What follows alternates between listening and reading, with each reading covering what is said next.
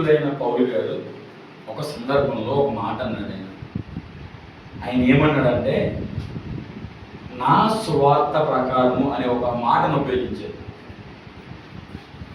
అపోస్తలుడైన పౌలు గారు నా సువార్త ప్రకారము అనే ఒక మాట ఉపయోగించి ఆయన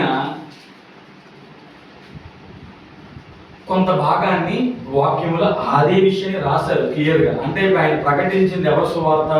దేవుడి యేసు ప్రభు.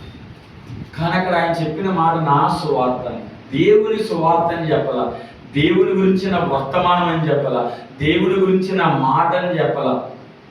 మన వారిని మీకు జ్ఞాపకం చేసిన ఒక మాట, నేను ఏది దేవుని దగ్గర నుంచి పొందుకున్నానో అదే మీకు తెలియపరుస్తున్నానని చెప్పాడు. ఇప్పుడు నేను చెప్పబోయే మాట ఏమన్నాడంటే, నా సువార్త ప్రకారం అనే మాట క్లియర్గా రాశాడు. నా సువార్త ప్రకారం అంటే ఆయన చెప్పే మాటలే, ఆయన చెప్పే మాటలని చెప్పని మీకు ఈ మాట ఎక్కడ కనపడద్దు అంటే 2 తిమోతికి రాసిన పత్రిక 2వ అధ్యాయము 8వ వచనంలో కనపడుతుంది. తీసారా? సువార్త ప్రకారము దావీదు సంతానములో పుట్టి మృతులలో నుండి లేచిన యేసుక్రీస్తును జ్ఞాపకము చేసుకొనుము. అదే మాట, అదే భాగము, అదే వాక్యం.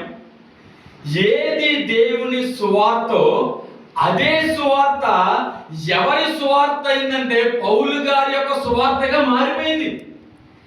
సో బయట ఏవి కలుపుకోకూడదు, క్రీస్తును మాత్రమే కలుపుకోవాలి సువార్తలో, వేరే ఏది కలపకూడదు.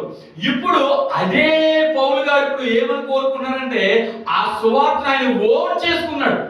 ఇదే నా సువార్త, ఇది తప్ప వేరే సువార్త నాకు లేదు. కాబట్టి దావీదు సంతానములో పుట్టి మృతులలో నుండి లేచిన యేసుక్రీస్తును జ్ఞాపకము చేసుకొనుము.